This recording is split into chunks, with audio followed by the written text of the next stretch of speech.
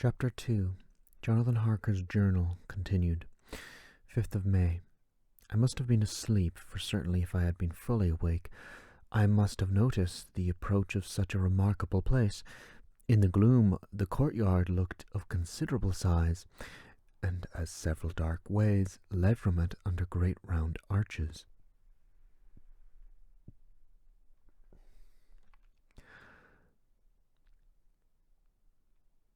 And it perhaps seemed bigger than it really was. I have not yet been able to see it by daylight.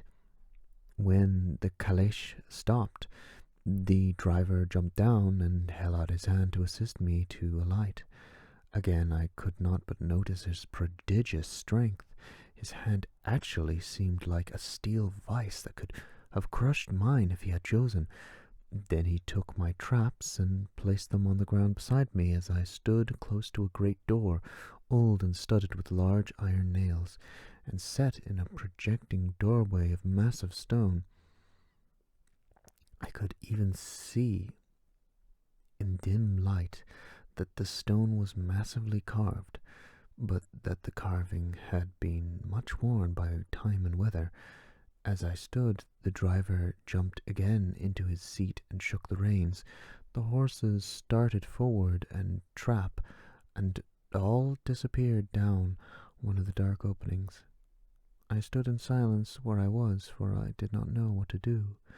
Of bell or knocker there was no sign, though through these frowning walls and dark window openings it was not likely that my voice could penetrate. The time I waited seemed endless, and I felt doubts and fears crowding upon me. What sort of place had I come to, and among what kind of people? What sort of grim adventure was it on which I had embarked? Was it a customary incident in the life of a solicitor's clerk sent out to explain the purchase of a London estate to a foreigner? Solicitor's clerk? Nina would not like that.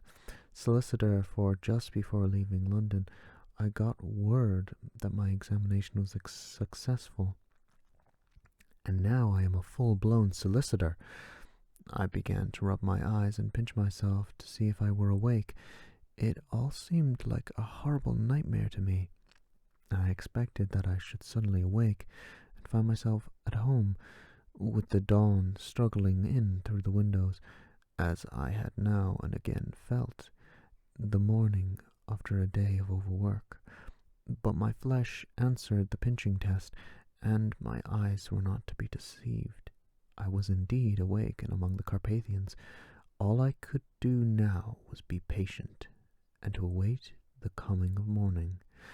Just as I had come to this conclusion, I heard a heavy step behind the great door, and saw through the chinks the gleam of a coming light. Then there was the sound of rattling chains and the clanking of massive bolts drawn back. A key was turned with the loud grating noise of long disuse, and the great door swung back. Within stood a tall man, clean-shaven save for a long white moustache, and clad in black from head to foot, without a single speck of colour about him anywhere. He held in his hand an antique silver lamp, in which the flame burned without a chimney or globe of any kind, throwing long quivering shadows as it flickered in the draught of the open door. The old man motioned me with his right hand with a courtly gesture, saying in excellent English, but with a strange intonation, "Welcome to my house. Enter freely and of your own free will." He made no motion of stepping to meet me, but stood like a shadow, as though his gesture of welcome had fixed him into stone. The instant, however, that I had stepped over the threshold, he moved impulsively forward, and holding out his hand, grasped mine with a strength which made me wince, an effect which was not lessened by the fact it seemed cold as ice, more like the hand of a dead than a living man. He said again, "Welcome to my house. Enter freely, go safely, and leave something of the happiness you bring." The strength of the handshake was much akin to that which I had noticed in the driver, whose face I had not seen, that for a moment I doubted if it were not the same person to whom I was speaking. So to make sure, I said interrogatively, "Count Dracula?" He bowed in a courtly way as he replied, "I am Dracula, and I bid you welcome, Mr. Harker, to my house. Come in, the night air is chill. You must need to eat and rest." As he was speaking, he put the lamp on a bracket on the wall and stepped out, took my luggage. He had carried it in before I could forestall him. I protested, but he insisted. "Nay, sir, you are a guest. It is late, and my people are not available. Let me see to your comfort myself."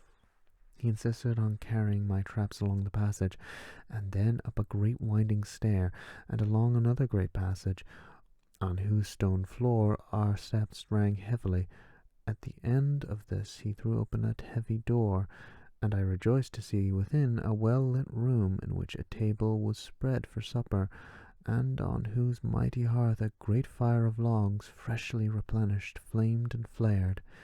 The Count halted, putting down my bags, closed the door, and crossing the room opened another door, which led to a small octagonal room lit by a single lamp, and seemingly without a window of any sort. Passing through this, he opened another door and motioned me to enter. It was a welcome sight, for here was a great bedroom, well lighted and warmed with another log fire. Also, he added, to but lately, for the top logs were fresh, which sent a hollow roar up the wide chimney. The Count himself left my luggage inside and withdrew, saying, before he closed the door, "You will need after your journey to refresh yourself by making your toilet. I trust you will find all to your wish. When you are ready, come into the other room, where you will find your supper prepared." The light and warmth of the court of the Count's courteous welcome seemed to have dissipated all my doubts and fears. Having then reached my normal state, I discovered that I was half famished with hunger, so making a hasty toilet, I went to the other room. I found supper already laid out. My host, who stood on one side of the great fireplace, leaning against the stonework, made a graceful wave of his hand to the table and said, "I pray you be seated and sup how you please. You will, I trust, excuse me that I do not join you, but I have dined already, and I do not sup." I handed him the sealed letter which Mr. Hawkins had entrusted to me. He opened it and read it gravely. Then, with a charming smile, he handed it to me to read. One passage of it at least gave me a thrill of pleasure. I must regret that an attack of gout, from which malady I am a constant sufferer, forbids absolutely any travelling on my part for some time to come. But I am happy to say I can send a sufficient substitute, one in whom I have every possible confidence. He is a young man, full of energy and talent in his own way, and of very faithful disposition. He is discreet and silent, and has grown into manhood in my service. He shall be ready to attend on you when you will during his stay, and shall take your instructions in all matters. The Count himself forward and took off the cover of a dish, and I fell at once on an excellent roast chicken. This, with some cheese and a salad and a bottle of old Tokay, of which I had 2 glasses, was my supper. During the time I was eating it, the Count asked me many questions to my journey, and I told him by degrees all I had experienced. By this time I had finished supper, and my host's desire had drawn up a chair by the fire and begun to smoke a cigar which he offered me, at the same time excusing himself that he did not smoke. I had now an opportunity of observing him and found him of a very marked physiognomy.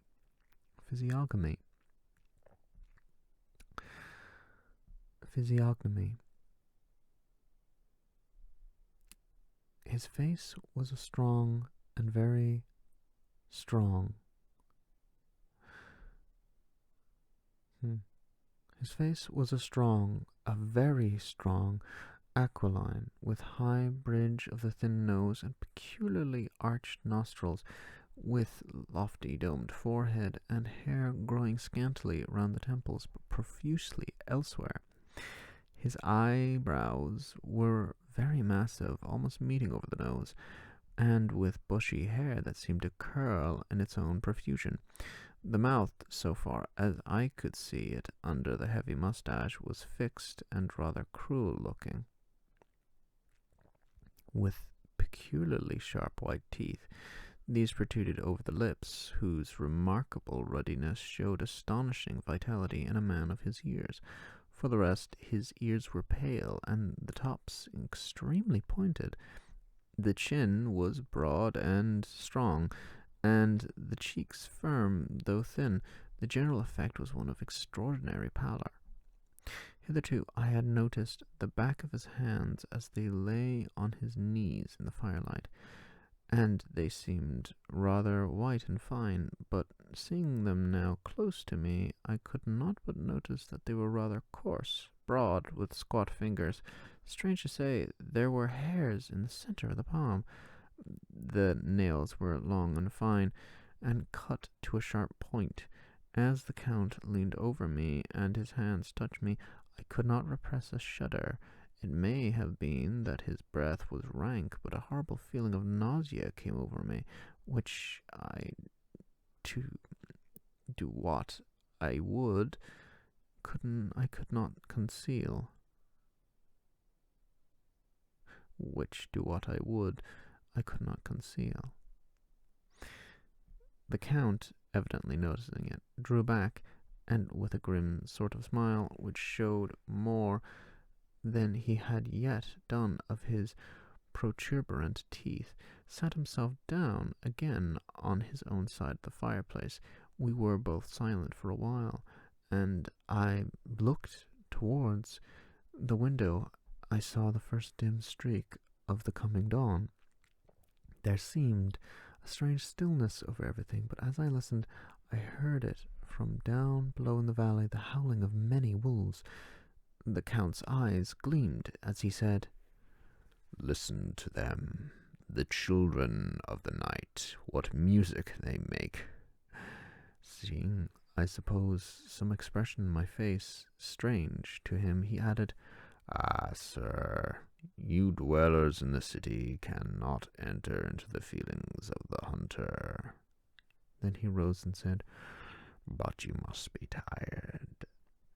Your bedroom is all ready, and tomorrow you shall sleep as late as you will. I have to be away till the afternoon, so sleep and sleep well. Dream well." With a courteous bow, he opened for me himself the door to the octagonal room, and I entered my bedroom. I am in all a sea of wonders. I doubt, I fear, I think strange things, which I dare not confess to my own soul. God keep me, if only for the sake of those dear to me. 7th of May. It is again early morning, but I have rested and enjoyed the last 24 hours. I slept till late in the day, and awoke of my own accord.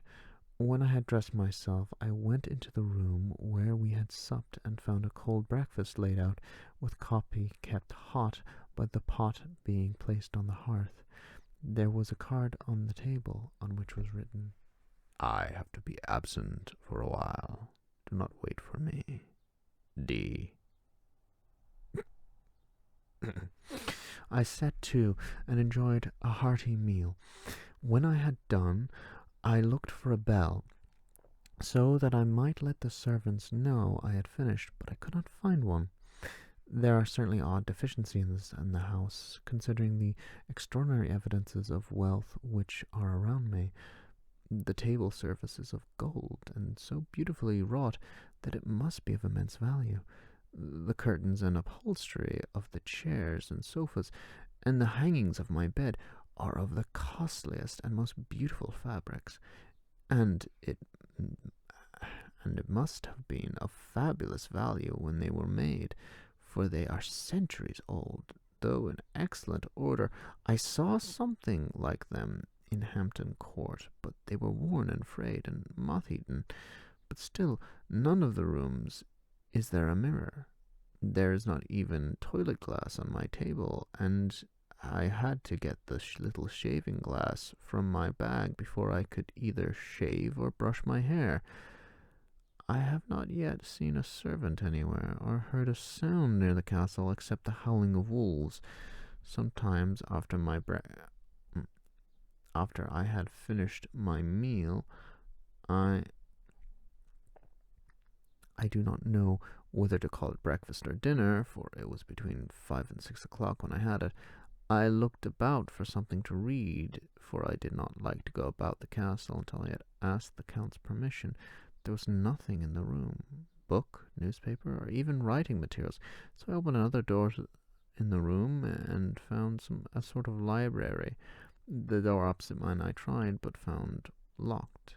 In the library I found, to my great delight, a vast number of English books, whole shelves of them, and bound volumes of magazines and newspapers. A table in the centre was littered with English magazines and newspapers, though none of them were of very recent date. The books were of the most varied kind: history, geography, politics, political economy, botany, geology, law, all relating to England and English life and customs and manner. There were even such books of reference as the London Directory, the Red and Blue books, Whitaker's Almanac, the Army and Navy lists, and it somehow gladdened my heart to see it, the law list. Whilst I was looking at the books, the door opened, and the Count entered. He saluted me in a hearty way, and hoped that I had a good night's rest. Then he went on. "I'm glad you found your way here, for I'm sure there is much that will interest you. These companions," and he laid his hand on some of the books, "have been good friends to me, and for some years past, ever since I had the idea of going to London, have given me many, many hours of pleasure, through them, I have come to know your great England, and to know her is to love her. I long to go through the crowded streets of your mighty London, to be in the midst of the whirl and rush of humanity, to share its life, its change, its death, and all that makes it what it is. But alas, as yet I only know your tongue through books. To you, my friend, I look that I know it to speak." "But, Count," I said, "you know and speak English thoroughly." He bowed gravely. "Thank you, my friend, for your all too flattering estimate, but I yet fear I am a little way on the road. I who travel true, I know the grammar and the words, but yet I know not how to speak them." "Indeed," I said, "you speak excellently." "Not so," he answered. "Well, I know that, did I move and speak in your London, none there are who would not know me for a stranger. That is not enough for me. Here I am noble, I am boyar, the common people know me, and I am master, but a stranger in a strange land. Here's no one. Men know him not, and to know not is to not care for. I am content if I am like the rest, so that no man stops if he sees me, or pauses in his speaking if he hears my words. A stranger. I have been so long master that I would be master still, or at least that none other should be master of me. You come to me not alone as agent of my friend Peter Hawkins of Exeter to tell me all about my new estate in London.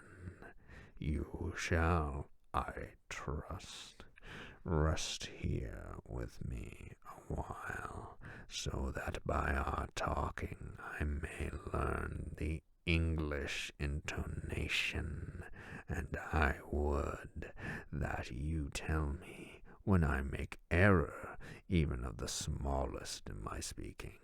I am sorry that I had to be away so long, but you will, I know, forgive one who has so many important affairs in hand.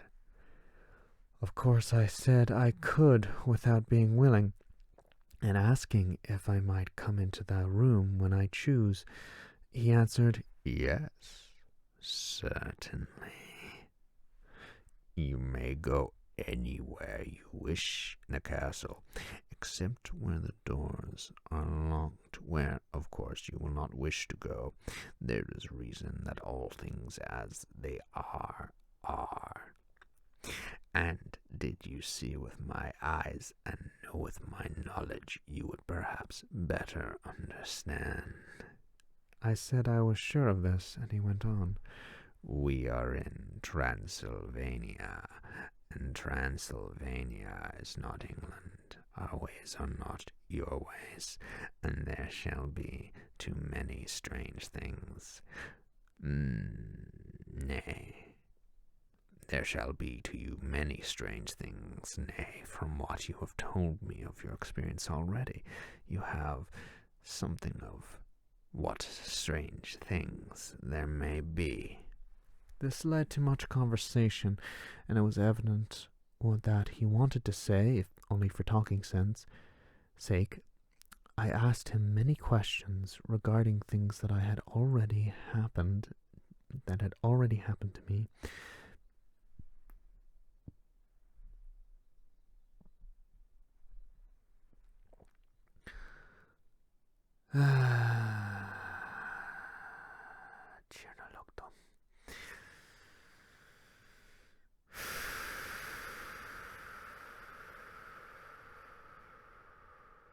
Sometimes he sheered off the subject or turned the conversation by pretending not to understand, but generally he answered all I asked most frankly. Then, as time went on, and I had got somewhat bolder, I asked him of some of the strange things of the preceding night. As, for instance, why the coachman went to the places where he had seen the blue flames. He then explained to me that it was commonly believed that on a certain night of the year, last night, in fact, when all evil spirits are supposed to have unchecked sway, a blue flame is seen over any places where treasure has been concealed. That treasure has been hidden in the region which you came last night. There can be but little doubt, for it was the ground fought over by centuries, by the Wallachian, the Saxon, and the Turk. Why, there is hardly a foot of soil in all this region that has not been enriched by the blood of men, patriots, or invaders. In the old days there were stirring times when the Austrian and the Hungarian came up in hordes, and the patriots went out to meet them, men and women, the aged and the children too, and waited their coming on the rocks above the passes, and they might sweep destruction on them with their artificial avalanches. When the invader was triumphant, he found but little, for whatever there was had been sheltered in the friendly soil. But how, said I, can it have remained so long undiscovered when there's sure an index to it if men will but take the trouble to look? The Count smiled, and his lips ran back over his gums. The long, sharp canine teeth showed out strangely. He answered, Because your peasant is at heart a coward and a fool. Those flames only appear in one night, and on that night no man of this land will, if he can help it, stir without his doors. And, dear sir, even if he did, he would not know what to do.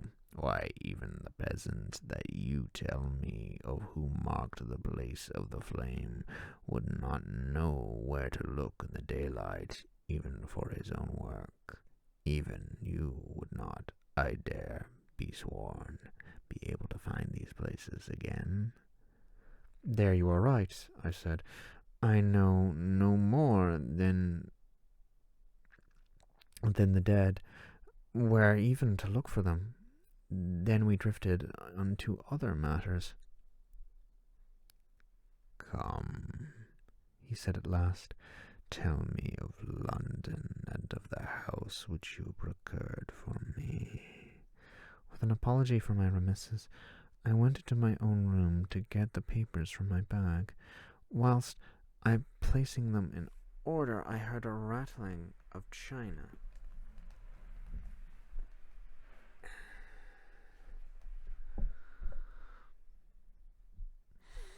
I heard a rattling of china and silver in the next room, and as I passed through, noticed that the table had been cleared and the lamp lit, for it was by this time deep into the dark.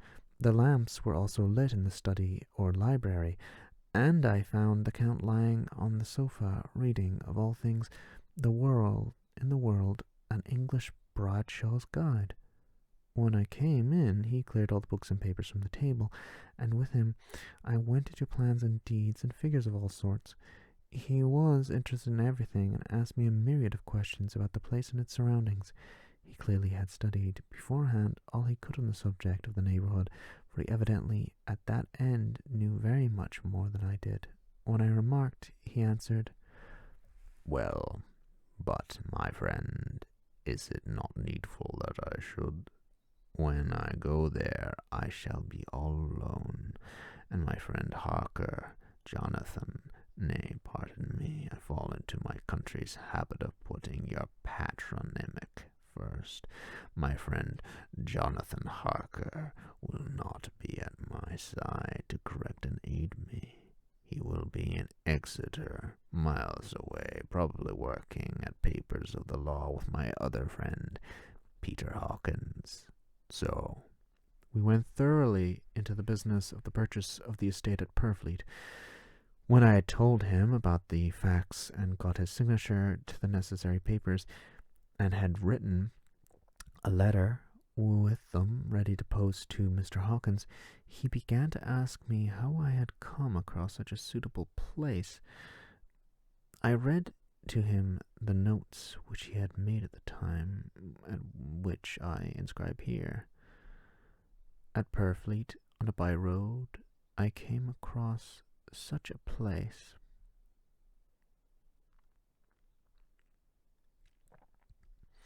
As seemed to be required, and where was displayed a dilapidated notice that the place was for sale. It was surrounded by a high wall of ancient structure, built of heavy stones that had not been repaired for a large number of years.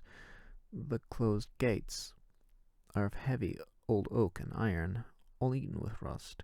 The estate is called Carfax, no doubt a corruption of the old Quatreface, as the house is four-sided, agreeing with the cardinal points of the compass. It contains in all some 20 acres, quite surrounded by the solid stone wall above mentioned. There are many trees on it, which make it in places gloomy, and there is a dark, deep-looking pond, or small lake, evidently fed by some springs, as the water is clear and flows away in a fair-sized stream.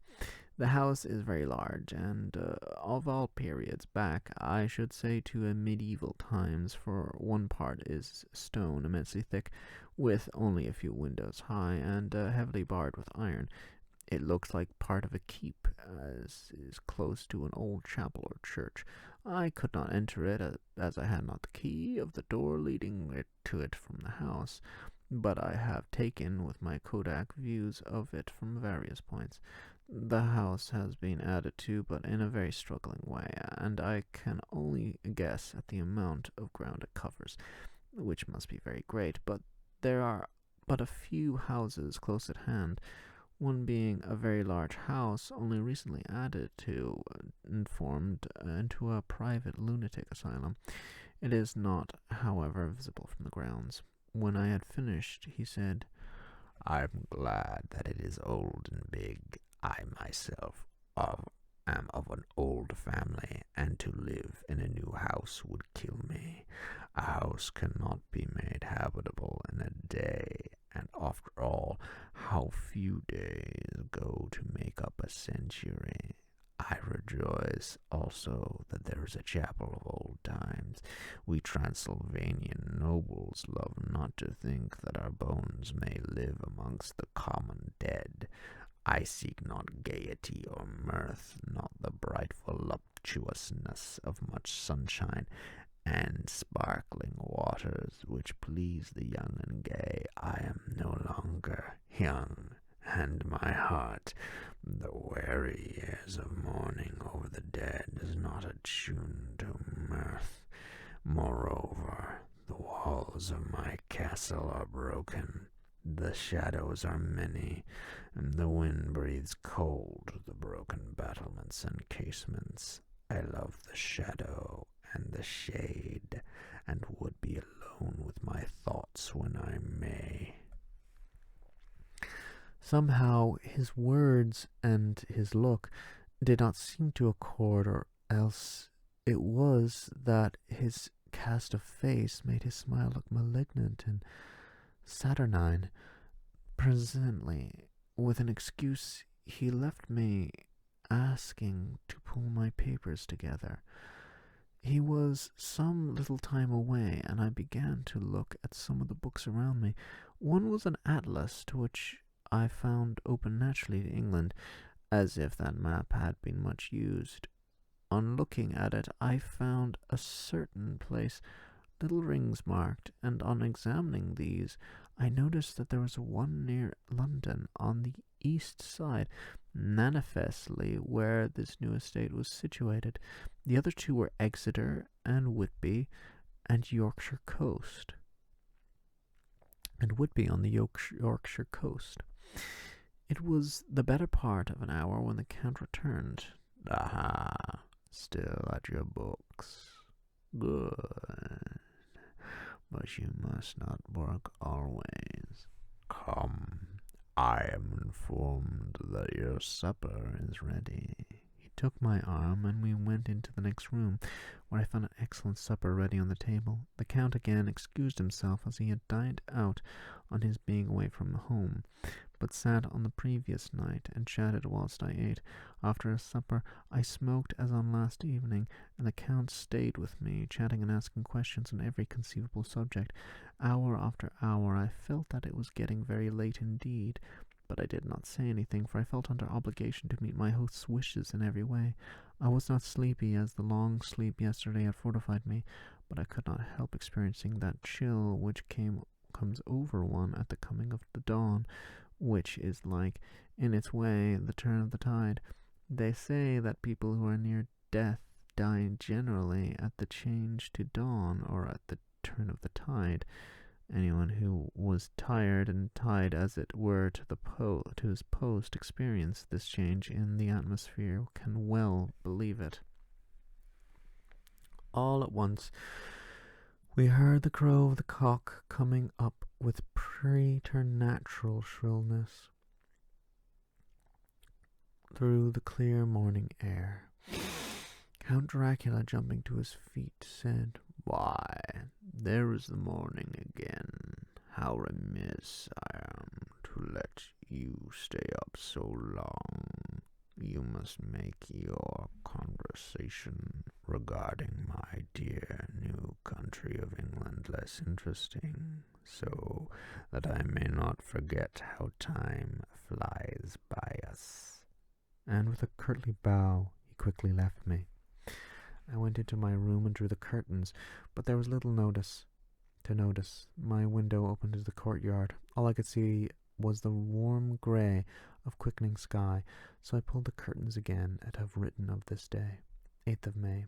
I began to fear, as I wrote in this book, that I was getting too diffuse, but now I am glad that I went into detail from the first, for there is something so strange about this place, and all in it, that I cannot but feel uneasy. I wish I were safe out of it, or that I had never come.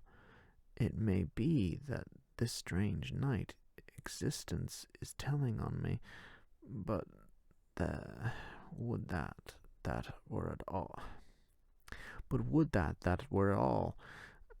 If there were anyone to talk to, I could bear it, but there is no one.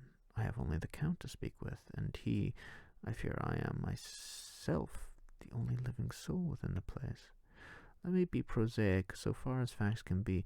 It will help me to bear up, and imagination must not run riot with me. If it does, I am lost. Let me say at once how I stand, or seem to. I only slept a few hours when I went to bed, and feeling that I could not sleep any more, got up. I had hung my shaving glass by the window, and was just beginning to shave. Suddenly I felt a hand on my shoulder, and heard the Count's voice say to me, "Good morning." I started, for it amazed me that I had not seen him, since the reflection of the glass covered the whole room behind me. In starting, I had cut myself slightly, but did not notice it at the moment. Having answered the Count's salutation, I turned to the glass again to see how I had been mistaken. This time there could be no error, for the man was close to me, and I could see him over my shoulder, but there was no reflection of him in the mirror. The whole room behind me was displayed, but there was no sign of a man in it, except myself. This was startling, and coming on the top of so many strange things, was beginning to increase that vague feeling of uneasiness which I have always have when the Count is near. But at the instant I saw that the cut had bled a little, and the blood was trickling over my chin, I laid down the razor, turning as I did so half round to look for some sticking plaster. When the Count saw my face, his eyes blazed with a sort of demonic fury, and he suddenly made a grab at my throat. I drew away, and his hand touched the string of beads which held the crucifix. It made an instant change in him, for the fury passed so quickly that I could hardly believe that it was ever there. "Take care," he said.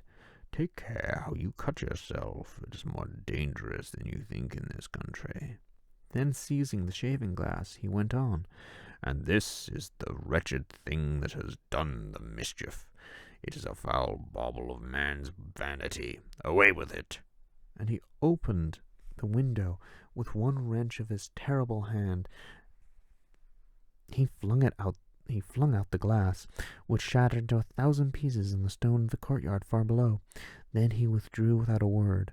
It was very annoying, for I do not see how I am to shave unless in my watch case or the bottom of the shaving pot, which is fortunately of metal. When I went into the dining room, breakfast was prepared, but I could not find the Count anywhere, so I breakfasted alone. It is strange that as yet I have not seen the Count eat or drink. He must be a very peculiar man. After breakfast, I did a little exploring of the castle. I went out the stairs and found a room looking towards the south. The view was magnificent, and from it, where I stood, there was every opportunity of seeing it. The castle is on the very edge of a terrific precipice. A stone falling from the window would fall 1,000 feet without touching anything. As far as the eye can see is a sea of green tops, with occasionally a deep rift where there is a chasm. Here and there are silver threads where the rivers wind in deep gorges through the forests. But I am not in heart to describe beauty, for when I had seen the view, I explored further. Doors, doors, doors everywhere, and all locked and bolted. In no place, save from the windows, in the castle walls is there an available exit. The castle is a veritable prison, and I am the prisoner.